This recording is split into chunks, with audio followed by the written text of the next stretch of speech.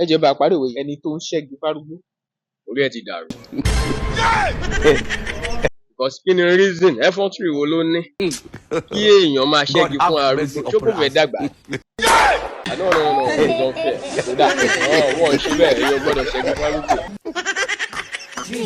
ẹni tó ń ṣẹ́gi fárúgbó kò fẹ́ fẹsẹ̀ rìn kú ni. ló ṣe ń ṣẹ́gi fárúgbó. What are you talking too much?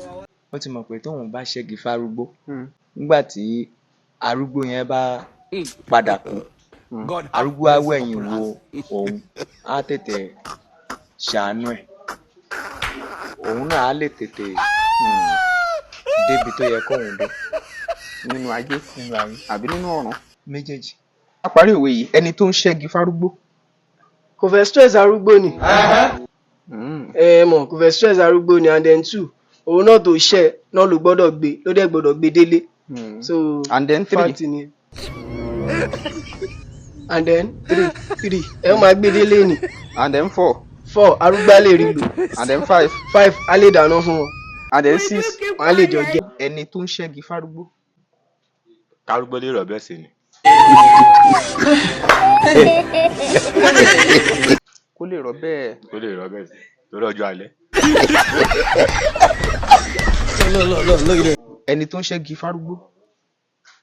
ẹni tó ṣẹ́gi fárúgbó kò fẹ́ stress ẹ̀ púpọ̀ ni ó ti okòó náà máa dàgbà. ẹni tó ń ṣẹ́gi fárúgbó. ẹni tó ń ṣẹ́gi fárúgbó.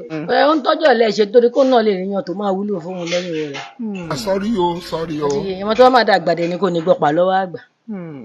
ẹni tó ń ṣẹ́gi fárúgbó. ó rántí pé àgbà ń bọ̀ wá kún un náà lọ́jọ́ ogbó tó bá ti dàgbà láti máa tẹ̀pà. Sorry o. ẹni tó ń ṣẹ́gi fárúgbó. kí ni ìparí òwe náà òwe lẹ́sìn ọ̀rọ̀ lẹ́sìn òwe bọ́rọ̀ bá sọnù òwe la fi ń wà. ẹni tó ń ṣẹ́gi fárúgbó ó ń lọ tá ẹ̀. ẹni tó ń ṣẹ́gi fárúgbó ó ń lọ tá ẹ̀. báwo ló ṣe dọ̀tẹ̀ ẹni tó ń ṣẹ́gi fún arúgbó.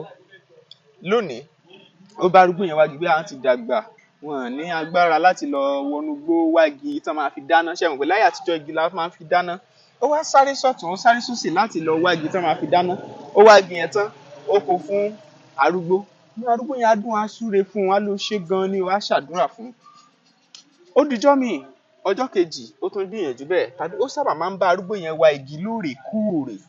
ìjọ tó bá kọ̀ bóyá kò wá ṣẹ́gi kò sì ní mọ arúgbó ní mọ̀ bóyá ọ̀rẹ́ ni tàbára rẹ̀ náà yá tàbí nǹkan tiẹ̀ ṣe tàbó ti kúrò lágbègbè náà mo fi ṣàpẹẹrẹ. ó ṣeé ṣe kí arúgbó yẹn tó bá ti wá di pé kò rí ẹni tó máa ṣẹ́gi fún un kò sì rí ẹni tó wá máa ń ṣẹ́gi fún tó ti mọ̀ pé lágbájá ó máa wá ṣẹ́gi fún un á ní ó lè bẹ̀rẹ̀ sí fún lépè gan pé olórí burúkú kinní kan lágbájá kinní kan kò tiẹ̀ wá ibo lọmọ burúkú ìwà wà báyìí tí ò wá ṣẹ́gi fún mi tó túmọ̀ sí pé ẹni tí ó ṣẹ́gi fún yẹn ni arúgbó yẹn ló rántí tó sì bẹ̀rẹ̀ sí fi ọ̀rọ̀ tó kù díẹ̀ káàtó ránṣẹ́ sí. ẹni tó jẹ́ ẹni tí kì í ṣẹ́gi fún tẹ́lẹ̀tẹ́lẹ̀ tó ń lọ jẹ́jẹ́ arúgbó ò ní rí tiẹ̀ rò tó túmọ̀ sí pé ẹni tó ń ṣẹ́gi fárúgbó òun lọ ta ìjọ tí ẹni yẹn ò bá ṣe mọ́ tàbó dáwọ́ ẹ̀ dúró ìjọ ẹni wàhálà òde. ẹ mọ̀ irú ká máa ràn yàn lọ́wọ́ ká máa fún yàn ní nǹkan tó bá ti ń di lemọ́lemọ́ lọ́pọ̀ gbà ó máa wá di ilé ìtẹ́pẹ́ irú ẹni bẹ́ẹ̀ á mọ̀ pé kí ló dé ó yẹ kó fún mi ní kinní yìí kí ló tàn fún mi bóyá tẹ̀yàn bá wá kíyàn nílé tó bá ń lọ ẹ máa fún lówó ó wá yẹ ẹ̀ fún lówó á di pé ẹni ṣé kò yẹ kán fún mi lówó ni ó ti ń fi pé ẹ̀tọ́ wọn ni tó yẹ kán ṣe òwe lẹ́sìn ọ̀rọ̀ lẹ́sìn òwe ẹ máa wò kẹ́ máa ṣe ẹ̀ fáwọn ẹlòmíì lóní bẹ̀m̀bẹ̀ yẹ kẹ́. iṣẹ́ àgbẹ̀ ni iṣẹ́ ilẹ̀ wa ẹni kò ṣiṣẹ́ yóò máa jalè. ẹ wo gbogbo alámọ̀ yẹn wípé iṣẹ́ àgbẹ̀ ṣe pàtàkì ní tèmi mú wá fún yín lónìí kì í ṣe bí ọ̀rọ̀ Ponzi scheme ọ̀rọ̀ eléyìí tí ó ṣàǹfààní fún ní kálukú wa ni. ṣẹ̀fẹ̀ gbọ́ ilẹ̀ tẹ́ wò yín tó lọ rẹpẹtẹ ilẹ̀ Eastern Estate tí wọ́n ti ń ṣe iṣẹ́ àgbẹ̀.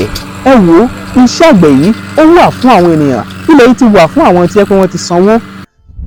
ọ̀pọ̀ ń ralẹ̀ ọ̀pọ̀ ń rẹ̀ǹtì ẹ̀ láti fi ṣiṣẹ́ àgbẹ̀ lásìkò táwa yìí kò sì burú nítorí pé bí wọn ò tiẹ̀ sí nítòsí owó ń wọlé fún wọn láṣẹ ní ká má jẹ́ kí tí yóò di sí kẹ́yìn náà lè jàǹfààní púpọ̀ nínú eléyìí. Eastern Estate àwọn ilẹ̀ oko oríṣiríṣi tí wọ́n ní àwọn ilẹ̀ oko wọn gbogbo ń ṣàǹfààní fún gbogbo àwọn ènìyàn tí wọ́n ti ń bá wa dòwò pọ̀. Ẹ̀yin náà láǹfààní láti dòwò pọ̀ lásìkò yìí láti ralẹ̀ ni tàbí láti rẹ́ǹtì ẹ̀ lórí Isnad Estate. Ilẹ̀ oko wà ní Crestwood Estate tó wà ní orílẹ̀ Èkó, 2.5 million naira. Ó ní éka kan. Oakwood Estate Alápákó, ẹ wò ó, ìyẹn ní tiẹ̀ 3 million naira péré ni, ó sì rọrùn. Flourish Estate Ìkànnà Balógun 2.5 million naira ní éka kan níbẹ̀. Ṣé wá rí ti Greenfield yẹn gangan? Greenfield Estate tó wà ní Ọbádá 1.5 million naira, ó ní éka kan bẹ̀. Ẹ rí pé Isnad ṣe lọ́nà tó fi rọrùn fún wa, tó jẹ́ pé a lè láǹfààní láti ṣiṣẹ́ àgbẹ̀, owó gidi á wọlé sí wa lọ́wọ́. Kódà bá àbá sí nítòsí, a lè ṣe é pé kí wọ́n máa bá wa bójútó. Bẹ́ẹ̀ bá sì láǹfààní àti bójútó fúnra yín déédéé, tó sì jẹ́ pé owó tí ò ga ni lára ò ní wọ́n gbé sílẹ̀ fún àǹfààní gbogbo wa láti lè fi ṣe é, kò ní wọ́n jù fún yín, a sì jọ jàǹfààní. Àsìkò òjò tọ̀tẹ̀ yìí ẹ jẹ́ ṣàmúlò rẹ̀ o, àsìkò gan rèé tó yẹ ká jẹ̀fà.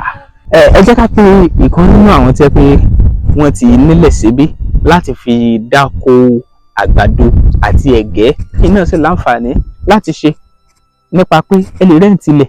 Ẹ jẹ́ kí n pe ọ̀kan nínú àwọn tí bàbá ẹ jọ ẹ wá sà. Àwọn báyìí wọ́n ti wà lára àwọn tí wọ́n ti jàǹfààní sí orí ọ̀fẹ́ tí Isnad Estate ń gbé kalẹ̀ yìí pé kówó lè máa tún wọlé bẹ́ẹ̀ sí tòsí gan. Ó ní àwọn ìlànà tí wọ́n tọ̀ tẹ́jọ tọ̀ tó sì máa mú owó wọlé fún yín bí tẹ́ ẹ bá wà. Ẹ ṣé, ẹ káàbọ̀, ẹ ṣeun. Máa fẹ́ kí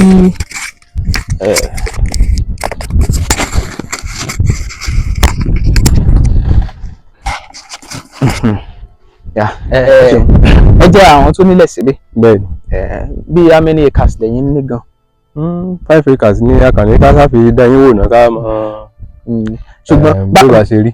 Báwo ló ṣe rí ìjó nira kẹ́ tó dórí ilẹ̀ yìí, kẹ́ tó mọ ibi tí ilẹ̀ yín wà ń gbàdẹ sanwó? Rárá o, tẹ́lẹ̀tẹ́lẹ̀ náà ẹ mọ̀ ọ̀pọ̀lọpọ̀ àwọn èèyàn náà ni a máa ń rò pé báyá wọ́n máa gbà wá ní. Ẹ lè súnmọ́ bí kí ṣùgbọ́n eléyìí lásìkò lórí lónìí a rí pé kì í ṣe pé wọ́n ń gbà wá. Mo ti kọ́kọ́ wá bí lákọ̀ọ́kọ́ nígbà tí wọ́n ṣe first plan. Èmi máa ń fẹ́ rí àwọn nǹkan tí mo bá náwó lé lórí pé Yorùbá lè supervise tó náwó sí owó ẹ̀ máa wọjá tù mí. Ṣùgbọ́n nígbà mo débí lákọ̀ọ́kọ́ yẹn mo ní bọ́ wá ẹni lórí òótọ́ mi. Bàtà tó wá pè wá lánàá ń sìn pé ìlú wọn ti ṣe second plan káwá wo gbogbo nìkan ni ó kù o àti fẹ́fẹ́ o. A ní kí a tó wá lọ fi rí èmi ń bí. Àwọn yòókù mi náà fẹ́ wá torí mi náà ní èèyàn méjì mi wà. Éka méjì ní tiwọn. Méjì tí wọ́n kà máa lẹ́yìn rántí fẹ́ ṣe ebúgbà pákí àti àgbàdo lèmi kí kán bá mi gbìn. Bóyá mo dáhùn béèrè éka 5 ó ní tí ń bì kọ́sì bá yín gbin pákí àti àgbàdo. Ṣé gbọ́ bẹ́yìn àǹfààní lórí náà fẹ́yìn náà eléyìí yàtọ̀ sí ti wọ́n dẹ̀ ṣàlàyé fún wa, wọ́n ní kò sí ìdààmú Fúlàní níbí báyìí. Wọ́n tó Fúlàní nǹkan bẹ́yẹn ẹgbẹ́ náà ni. Àwọn kan náà gan tiẹ̀ sanwó tó jẹ́ pé wọ́n ti wá ń wá bí ó tó bẹ̀ ẹ̀kẹta níbí tí ìbá màálù àti Fúlàní pàdé ní lágbàgbé báyìí ní tó ń tò mí lọ́kàn balẹ̀ wípé torí àwọn ọ̀rẹ́ mi kan dákó bì kan wọ́n ti náwó sórí ilẹ̀ yẹn tó ọ̀sán kan òru kan ní Fúlàní da ẹran ọbẹ̀ láti pè gbogbo oko wọn. Ìyẹn jẹ́ kí àyà wọn máa já lákọ̀ọ́kọ́ ṣùgbọ́n ní báyìí ó dàbọ̀ ni pé ẹ fẹ́ sòótọ́. Pé ẹ ti ṣe ìwádìí àbí ẹ ti ṣe ìwádìí ẹ ti wá rí pé owó tí ẹ máa da owó sí owó wọn ní Nàìjíríà báyìí. Ẹ ṣé púpọ̀ àmọ́rírì yìí. Ṣé tún múyàn wá sí? Pẹ̀lú ògo Ọlọ́run. Ṣẹ́yìn náà sì tún rà sí? A máa ṣe sí kí là ń ṣe àti rìtáyà fún mi iṣẹ́ ìjọba ọkùnrin ká máa àwọn nǹkan bá bá àwọn tó lè máa ṣe kó tó di pé àgbò pátápátá ní lè ṣe nǹkan kan mọ́. Ẹ ṣé. Ọlọ́run á ràn yín lọ́wọ́ iléeṣẹ́ yóò máa ròkè o. Àmín. Ẹ ṣé wo tán ẹ̀yin yẹn wá bó ṣe jẹ́ nìyẹn tásìkò èyí náà ti wá lálẹ́ yìí ibi tó yà àwọn ilẹ̀ wá wà ilé tẹ̀sí fẹ́ rent náà ó wà ńlẹ̀ tẹ̀ máa rent tó máa jẹ́ kó rọrùn tẹ́sì máa mú wọlé tẹ́sì máa lówó sí. Ẹ ṣé púpọ̀. Isnad Homes and Properties real estate tó fà kọyọ wọ́n talẹ̀ talẹ̀ ralẹ̀ lóríṣiríṣi. Isnad Limited you are too much o. Ẹni bá mọ̀nà ló yẹ ká tẹ̀lé kó kó lè fi wá mọ̀nà. Isnad lónìí industrial land ó ń bẹ níbí. Bẹ́ẹ̀ fẹ́ ṣe commercial farming ẹ má bọ̀ wá. Àní bẹ́ẹ̀ fẹ́ ralẹ̀ láti ṣe real estate. Àbò fẹ́ nímọ̀ nípa bọ́ tí í ṣe. Ìrọ̀rùn ló bá dé nílé iṣẹ́ tiwa. Isnad Homes and Properties ó ta wọ́n yọ ẹjọ́. Ilẹ̀ fún ilé gbígbé ń bẹ lọ́pọ̀ yanturu. Bẹ́ẹ̀ bá wà dòwò pọ̀ pẹ̀lú ìfọkànbalẹ̀ ni. Torí agbóhùnjẹjọba àtúnjọ lóòótọ́. Torí náà let's build future through real estate. Jẹ́ngbọ́ Isnad Homes and Properties. Real estate tó fà kọyọ. Wọ́n talẹ̀ ralẹ̀ lóríṣiríṣi. Tó jójúlówó. Isnad Limited you are too much o. Ẹ̀yin èèyàn mi nílé lóko àti ní gbogbo ibikíbi tí ẹ bá ti ń gbọ́ mi. Tó bá jẹ́ àárọ̀ lẹ́wà ẹ káàárọ̀, tó bá jọ̀sán lẹ́wà ẹ káàsán, tó bá dé jáṣálẹ́ lẹ́wà ẹ káalẹ́. Mo mú ìròyìn ayọ̀ kan wá fún yín ni o nípa Bembeyeke TV. Ẹ jọ̀ọ́ torí Ọlọ́run ẹ máa bá mi wò ó. Ẹ wo ó lèmi náà máa ń wò ó. Ṣẹ́rí tí n bá ti ń wò ó mo máa ń gbàgbé ìrònú. Mo tiẹ̀ máa ń gbàgbé pé bóyá mo jókòó ni tàbí bóyá mo sùn tàbí bóyá mo dúró. Tẹ́yin náà bá ti ń wò ó ẹ máa rí ọgbọ́n kan tàbí méjì kan níbẹ̀. Ẹ máa ṣe kí ni? Ẹ máa tẹ̀ sójú ẹ̀ kẹ̀dẹ̀ máa wò ó. God bless you. Bembeyeke TV. Ẹ ṣé gan.